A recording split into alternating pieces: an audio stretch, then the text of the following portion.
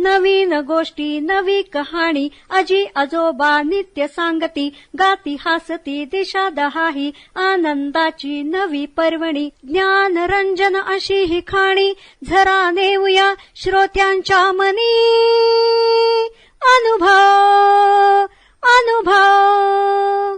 जनसेवा फाउंडेशन पुणे प्रस्तुत ज्येष्ठ नागरिकांचा रेडिओ आय रेडिओ अनुभव। राष्ट्रीय समाज रक्षा संस्थान, सामाजिक न्याय व सबलीकरण मंत्रालय, भारत सरकार, मीडिया फॉर कम्युनिटी फाउंडेशन आणि जनसेवा फाउंडेशन पुणे प्रस्तुत ज्येष्ठ नागरिकांसाठीचा आय रेडिओ अनुभव।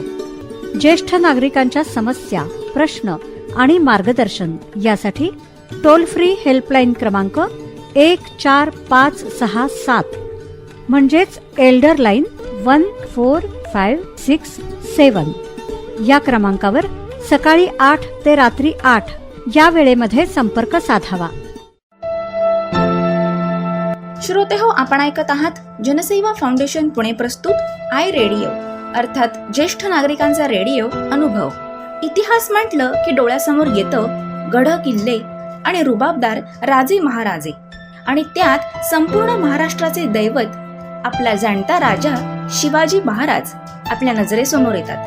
याच इतिहासावर आधारित PhD शिक्षण घेतलेले किल्ले अभ्यासक आणि संशोधक ज्येष्ठ नागरिक डॉक्टर श्रीकांत नारायण तापेकर हे सादर करत आहेत शिवाजी महाराजांचे आरमारी आणि सागरी किल्ले हा विशेष कार्यक्रम।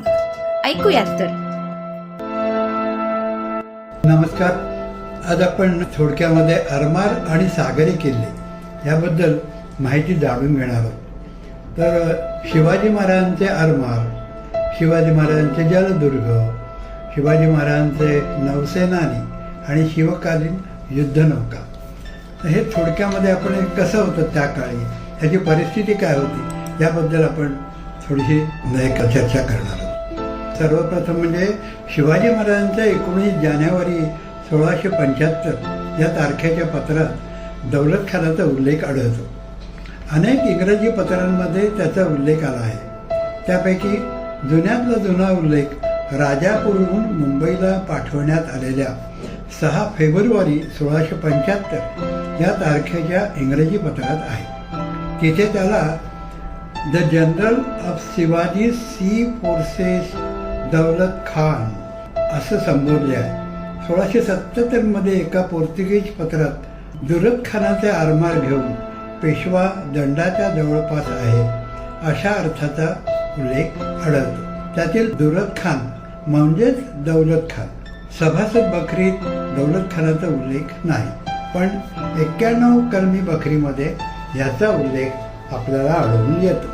खानदेशीच्या मोहिमेतील त्याच्या कामगिरीचे उल्लेख आहेत। पुढे मुंबईहून सुरतेला पाठवण्यात आलेल्या 4 नोव्हेंबर 1680 या तारखेच्या इंग्रजी पत्रात म्हणजे संभाजी महाराजांच्या कारकिर्दीत त्याचा उल्लेख आढळतो। मायनाक भंडारी 4 इंग्रजी पत्रांमध्ये याचा उल्लेख आहे। त्यापैकी सर्वात जुने जे पत्र आहे ते 6 सप्टेंबर 1679 या तारखेचे असून ते मुंबईहून सुरतला पाठवण्यात आलेले पत्र आहे। शिवाजी राजांचे 150 लोक 4 छोट्या तोफा मायनाक भंडारी याच्या हाताखाली खांदेरी बेटावर उतरल्याचे त्या पत्रात नमूद केलेले आहे। तिथे मायनाकचा उल्लेख आहे, मायनाक बंदरीन ऑफ राजाज असा आला आहे। ते इथं 3 इंग्रजी पत्रांमध्ये मायनाकाचे उल्लेख हेही खांदेरीच्या संदर्भातले आहेत। खांदेरीची नाकेबंदी करणाऱ्या इंग्रजी नाविक पथकाचा प्रमुख कॅप्टन रिचर्ड केंगविन यांनी मुंबईच्या कौन्सिलला पाठवलेल्या 26 नोव्हेंबर 1679 या तारखेच्या पत्रामध्ये खांदेरीवर मायनाकाबरोबर त्याचा मुलगाही असल्याचा उल्लेख आढळतो। ही माहिती दौलत खानाच्या आरमारातून पळून जाऊन सिद्धीकडे गेलेल्या एका मनुष्याने दिली होती आणि सिद्धीकडून केंगविनला कळली होती। तर थोडक्यात काय, मुंबईचा डेप्युटी गव्हर्नर लॉर्ड चाइल्ड हा पूर्वी राजापूरला असताना त्याची मायनाकशी ओळख झाली आणि त्याने मायनाकला देण्याकरता खांदेरी जवळील नाविक पथकाकडे एक पत्र दिले असा उल्लेख मुंबईहून सुरतेला पाठवण्यात आलेल्या 19 नोव्हेंबर 1679 या तारखेच्या पत्रामध्ये आढळतो। तिथे मायनाकचा उल्लेख हा सुभेदार वन मायनाक कॅपर्सन असा आला आहे। आधीच्या उल्लेखावरून तो उल्लेख मायनाक भंडारी याचाच आहे यात संशय नाही. जलदुर्ग. आपण सिंधुदुर्गाबद्दल थोडीशी माहिती जाणून घेऊया. सिंधुदुर्ग हा किल्ला मालवणच्या समोर मुख्य भूमीपासून सुमारे 1.5 किलोमीटर अंतरावर एका बेटावर बांधला आहे. तटाच्या कडेने त्याचा परीघ सुमारे 3 किलोमीटर असून किल्ल्याचे क्षेत्रफळ सुमारे 19 हेक्टर म्हणजे 48 एकर आहे. सरासरी मानाने तटाची उंची 9 मीटर आणि रुंदी 3.5 मीटर आहे. तटाला 52 बुरुज आहेत बरं का. बेटाचा आकार अनियमित आहे. किल्ल्याचा दरवाजा ईशान्य कोपऱ्यात असून तटाच्या वळणाने दरवाजा कुठे आहे ते बाहेरून चटकन लक्षात येत नाही. किल्ल्याच्या आत 4 विहिरी आणि 2 टाकी. सिंधुदुर्गाच्या दरवाजातून आत गेल्यावर लगेच उजव्या बाजूला 2 छोट्या घुमट्या आहेत. त्यापैकी एका घुमटीमध्ये माणसाच्या उजव्या हाताचा पंजा आणि दुसऱ्या घुमटीत माणसाच्या डाव्या तळपायाचा असे 2 ठसे चुन्यात उमटवले आहेत. ठसे आधी उमटवले आहेत आणि घुमट्या नंतर बांधल्या आहेत. हे उघडच आहे. हे ठसे शिवाजी महाराजांचे आहेत अशी दंतकथा आपल्याला सांगण्यात येते. किल्ल्यामध्ये शिवाजी महाराजांचे म्हणून एक देऊळ आहे. तिच्यातील मूर्तीचे प्राध्यापक ग खरे यांनी केलेले वर्णन असे आहे. यातील व्यक्ती डाव्या पायाची मांडी घालून व उजवी मांडी वर उचलून सन्मुख बसली आहे. हिच्या डोक्यावर साधारणतः कोळ्यासारखी टोपी घातली. याला मिशा आहेत पण दाढी व झुडपे नाही. गळ्यात मोत्याचा कंठा आहे व दुपदरी मोतीमाला असून शिवाय जानवेही आहे. खांद्यावर केयूर, डाव्या दंडावर अंगद व मनगटात पिळाची कडी आहे. कमरेला धोतर आणि पायात पिळाच्या साखळ्या. सारांश काय तर शिवाजी महाराजांची जी विश्वसनीय चित्रे उपलब्ध आहेत असे मानण्याची 2 कारणे आहेत. एक तर हा किल्ला कोल्हापूरकरांकडे असता देवाच्या पूजे अर्चेसाठी सालोसाल काही द्रव्य खर्च पडल्याचे हिशोब आहे. दुसरे असे की ग्रँड डफने त्याच्या मराठ्यांच्या इतिहासामध्ये यासंबंधी दिलेली माहिती अशी आहे. त्याच्या शवास रायगड येथे अग्नी देण्यात आला. तिथे त्याच्या रक्षेवर उभारलेली एक समाधी होती. मालवणच्या किल्ल्यातील म्हणजे सिंधुदुर्गातील एक इमारत त्याचे स्मृती मंदिर मानले जाते. ही इमारत शिवाजीने किल्ला बांधला तेव्हापासून जी आहे. रायगड पडल्याचं राजारामने तिच्या शिवाजीच्या स्मृती मंदिरात रूपांतर केले. डफने लिहिलेला मराठ्यांचा इतिहास 1826 मध्ये प्रथम प्रकाशित झाला. ते शिवाजी महाराजांचे मंदिर आहे अशी समजूत तत्पूर्वी रूढ होती. शिवाजी महाराजांचे त्यांच्या हयातीत हिंदू लोक परमेश्वराचा अवतार मानू लागले होते. मराठ्यांच्या राज्य शिवकालानंतरही राज्यकर्त्यांना शिवाजी महाराजांविषयी अत्यंत पूज्यबुद्धी असे.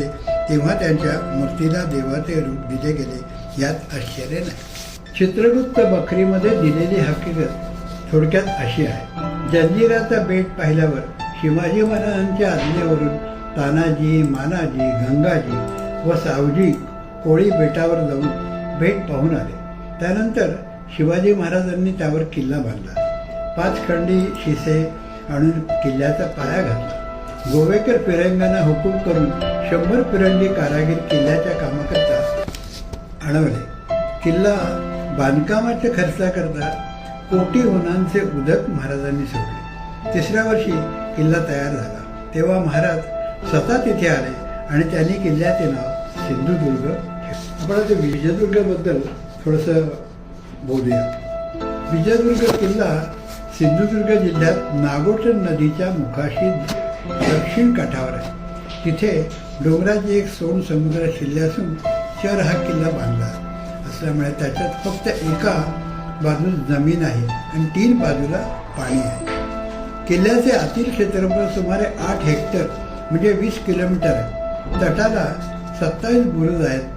हा किल्ला केरिये या गावाजवळ असल्याने त्याला घेरिया असंही नाव पडले होते. विजयदुर्गाच्या पूर्वेस 30 किलोमीटर खारेपाटण नावाचे गाव आहे. रत्नागिरी गॅझेटियरमध्ये खारेपाटणची जी माहिती दिली आहे तिचा गोषवारा असा आहे. नागोठण्याची नदी सह्याद्रीत उगम पावते आणि आग्नेयेकडे सुमारे 25 किलोमीटर वर खारेपाटणपर्यंत येते. इथे तिथे खाडीमध्ये रूपांतर होते. या खाडीत गोठण्यापर्यंत मध्यम आकाराच्या नौका जाऊ शकतात आणि खारेपाटणपर्यंत लहान नौका येऊ शकतात. नदीच्या तिच्या मुखापाशी विजयदुर्गाची खाडी म्हणतात आणि वरच्या बाजूला वाघोळजाची नदी म्हणतात.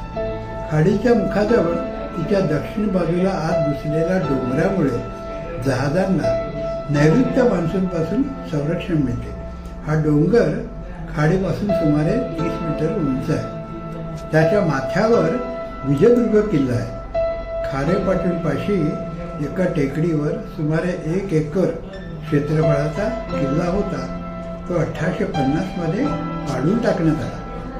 खारेपाटण जरी समुद्रकिनाऱ्यापासून आत असले तरी विजयदुर्गाच्या खाडीच्या मुखापाशी असलेल्या बंदरालाही शिवकाळात खारेपाटण असे म्हणत असत. तार्बेनिया हा फ्रेंच जल जवाहिऱ्या दोनदा गोव्याला गेला. एकदा 1641 मध्ये आणि एकदा 1648 मध्ये. या प्रवासाच्या त्याच्या हकीकत खारेपाटणचा उल्लेख. तार्बेनियाच्या वृत्तांतामध्ये काय माहिती आली तर ती अशी आली. खारेपाटण बंदराजवळच्या ज्या किल्ल्याचा उल्लेख आहे तो किल्ला म्हणजे विजयदुर्ग. तार्बेनियाने केलेल्या वर्णनावरून दिसते हा दुर्लक्षित व बेवास्तव किल्ला ताब्यात आल्यावर शिवाजी महाराजांनी त्याची दुरुस्ती केली असावी आणि कदाचित त्यात वाढही केली असावी. शिवाजी महाराजांच्या एक जाबित्यात शुहूर सन इसने सबैन अलफ या वर्षाकरता इसवी सन 1671 ते 72 निरनिराळ्या किल्ल्यांवर बांधकाम करण्याकरता कराव्याच्या खर्चाचा अर्थसंकल्प दिला आहे. त्यात सिंधुदुर्ग, विजयदुर्ग, सुवर्णदुर्ग या किल्ल्यांवरील बांधकामाकरता प्रत्येकी 10,000 हवनांची तरतूद केली आहे असं तो सांगतो. विजयदुर्ग किल्ल्याची 1836 मध्ये लिहिलेली खाक, तो किल्ला केव्हा बांधला, बांधण्यास खर्च किती आला इत्यादी माहिती डिसेंबर 1835 मध्ये इंग्रज सरकारने सांगितल्यावर आनंदराव रामाजी अनालेकर रस्तेदार याने तेथे जाऊन रामभट बिन शंभू भट, ललित, ज्योतिषी व उपाध्ये, मौजे गिरे इत्यादी 5 जणांकडून ही हकीकत लिहून घेतली आहे. हा किल्ला शके 1575 विजय संवत्सर या वर्षी 20 मार्च 1653 ते 8 मार्च 1654 असा उल्लेख आढळतो आणि संवत्सराच्या नावावरून त्याला विजयदुर्ग नाव ठेवले असावे असे या हकीकत म्हणले आहे. पण तिच्यातील वर्ष नक्कीच चुकले आहे. 1653-1654 मध्ये शिवाजी महाराजांचा अंमल कोकणामध्ये नव्हता. तो किल्ला विजय संवत्सरात बांधला अशी समजूत किल्ल्याच्या नावावरून प्रचलित झाली असावी. सुवर्णदुर्गाबद्दल आपण एक 2-4 ओळीत माहिती घेऊया. हा किल्ला हरणेच्या किंचित उत्तरेस भूमीपासून सुमारे अर्धा किलोमीटरवर असलेल्या एका बेटावर बांधलेला आहे. सभोवती उंच व मजबूत भिंती असून आतील क्षेत्रफळ सुमारे 3 हेक्टर म्हणजे साधारण 8 एकर आहे. किल्ल्यात अनेक आणि भरतीच्या पाण्याच्या किंचित वरच्या पातळीवर एक दिंडा आहे. त्या किल्ल्याची पाण्याची टाकी येथे आहे. पद्मदुर्ग हा किल्ला राजापुरीच्या खाडीच्या तोंडात मुख्य भूमीपासून 1.5 किलोमीटरवर आणि जंजिऱ्याच्या वायव्येस सुमारे 3 किलोमीटरवर असलेल्या कासा नावाच्या छोट्या बेटावर बांधला आहे. सभोवताली पाण्याची खोली सुमारे 3.5 फॅटम आहे. तटाला 6 बुरुज असून दर 2 बुरुजांमध्ये सुमारे 18 मीटर अंतर आहे. बेटात पाण्याची टाकी आहे. ती पावसाळ्यात भरतात आणि पद्मदुर्ग शिवाजी महाराजांना बांधल्याचा उल्लेख त्यांच्या स्वतःच्या पत्रात आढळतो. कुलाबा किल्ला रायगड जिल्ह्याच्या अलिबागजवळ मुख्य भूमीपासून समुद्रात सुमारे 5 किलोमीटर अंतरावर असलेल्या खडकावर बांधला आहे. खडकाची उत्तर दक्षिण कमान लांबी सुमारे 275 मीटर आणि पूर्व पश्चिम कमान रुंदी सुमारे 105 मीटर आहे. तटाची उंची बाहेरून सुमारे 9 मीटर आहे आणि तटात 17 बुरुज आहेत. मुख्य दरवाजा ईशान्येला आहे आणि एक लहान दरवाजा दक्षिणेला आहे. किल्ल्याची तटाच्या आतील लांबी सुमारे 243 मीटर व रुंदी सुमारे 91 मीटर आहे. किल्ल्यात 35 बाय 32 मीटरचे पाण्याचे मोठे टाके आहे. या किल्ल्याचे एक वैशिष्ट्य असे आहे की त्याचा तट मोठे मोठे शिलाखंड चुन्याशिवाय नसते एकमेकावर रचून तयार केला. विजयदुर्ग आणि सर्जापूर यांना जोडणारा एक सेतू मोठ्या शिलाखंडांनी तयार केला आहे. कुलाबा किल्ला शिवाजीने बांधल्याचा उल्लेख खापिकानाने त्याच्या मुल्क आप ग्रंथात केला आहे. शुहूर सनसित समानीन अलब म्हणजे 1685 ते 1686 मधील एका मराठी पत्रात कुलाबा किल्ल्याचा उल्लेख आढळतो. आपण शिवाजी महाराजांचा नौसेनानी म्हणजे काय, तर शिवाजी महाराजांचे दर्या सारंग, दौलत खान, मायनाक भंडारी हे 3 नौसेनानी ज्ञात आहेत. सभासद बखरीमध्ये शिवाजी महाराजांचे आरमारी सरदार म्हणून इब्राहिम खान, दर्या सारंग व मायनाक अशी 3 नावे दिली आहेत. दौलत खानाचे नाव मात्र दिलेले नाही.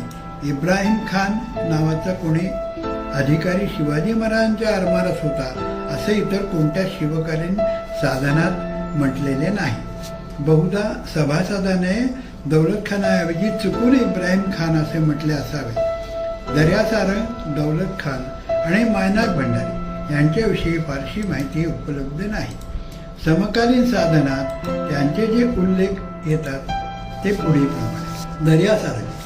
दर्या सारंगाचा जुन्यातला जुना उल्लेख आहे वेंगुर्ला येथील डच बखारीचा प्रमुख लेनाटस यांनी पौर्यात्य देशामधील डच वसाहतीच्या गव्हर्नर जनरलला पाठवलेल्या 22 जानेवारी 1665 या तारखेच्या पत्रात आला आहे आणि तो ऑक्टोबर 1664 मधील त्यानंतरच्या प्रसंगाविषयी आहे. दर्या सारंगचा उल्लेख निदान 5 इंग्रजी पत्रांमध्ये आला. त्यापैकी जुन्यातला जुना उल्लेख जो आपल्याला आढळतो तो स्वादीहून पाठवण्यात आलेला आहे. 1 नोव्हेंबर 1667 या तारखेच्या पत्रात आहे. मुंबईहून सुरतेत पाठवण्यात आलेला 21 नोव्हेंबर 1670 या तारखेच्या पत्रात शिवाजी या आरमाराचा नौसेनाने बेंताडी सारंगी असून त्याला सामान्यतः दर्या सारंग असे म्हणतात आणि त्याच्यापाशी गेली 7-8 वर्षे पत्रव्यवहार आहे म्हटलेले दिसते. यावरून दर्या सारंग निदान 1663 पासून आणि शिवाजी महाराजांच्या नोकरीत असला पाहिजे. त्याच्या नावाविषयीच्या पत्रातील माहिती बरोबर असेल तर त्याचे मूळ नाव वेंताजी दर्या सारंग असे असून दर्या सारंग हा त्याचा किताब होता किंवा त्याचे टोपण नाव होते असे म्हणता येईल. आपण थोडक्यात किल्ल्याचा आढावा घेऊया की या महाराष्ट्रामध्ये किल्ल्याचं वर्गीकरण कसं केलं आहे. दुर्ग संपदेचा सगळ्यात मोठा उपयोग शिवाजी महाराजांनी केला. सह्याद्रीच्या आधारे आपली स्वराज्याची संकल्पना त्यांनी अस्तित्वात आणली आणि सार्लेरपासून जिंजीपर्यंत 260 किल्ले ताब्यात आणून स्वराज्य शाश्वत केले. आजच्या तरुण पिढीला महाराष्ट्रातील किल्ल्यांची कल्पना यावी व किल्ल्यांविषयी अभ्यासक वृत्ती वाढावी याकरता किल्ल्यांची यादी, किल्ल्यांचे वर्गीकरणासह मला देणे योग्य वाटते. महाराष्ट्रातील किल्ल्यांचे वर्गीकरण. कोकण जलदुर्ग 10, किनारी 39, गिरिदुर्ग 67, वनदुर्ग 18, तलदुर्ग 0, गढी 1, सराई 0, एकूण 137 किल्ले कोकणामध्ये आढळतात. आता आपण पश्चिम महाराष्ट्र बघूया. गिरिदुर्ग 127, वनदुर्ग 20, तलदुर्ग 26, गढी 11 आणि सराई 1 म्हणजे ही बेरीज दिसते 187. आता विदर्भ काय म्हणतोय. गिरिदुर्ग 3, जलदुर्ग 11, तलदुर्ग 24, गढी 9, सराई 1 आणि संख्या दिसते 48. आता शेवटी आपण मराठवाड्याकडे वळूया. गिरिदुर्ग 10, वनदुर्ग 2, तलदुर्ग 9, सराई 2 एकूण 23 म्हणजे 10, 39, 207, 51, 59 असे साधारण 391 किल्ल्यांची यादी जिल्हावार यादी पुढे अशा आपल्याला आढळते. धन्यवाद. श्रोते हो, आत्ताच आपण PhD शिक्षण घेतलेले किल्ले अभ्यासक, संशोधक, ज्येष्ठ नागरिक डॉक्टर श्रीकांत नारायण तापेकर यांनी सादर केलेला शिवाजी महाराजांचे आरमारी आणि सागरी किल्ले हा विशेष कार्यक्रम ऐकलात. अशाच प्रकारच्या माहितीपूर्ण कार्यक्रमांसाठी ऐकत रहा जनसेवा फाउंडेशन पुणे प्रस्तुत आय रेडिओ, अर्थात ज्येष्ठ नागरिकांचा रेडिओ अनुभव, आय रेडिओ.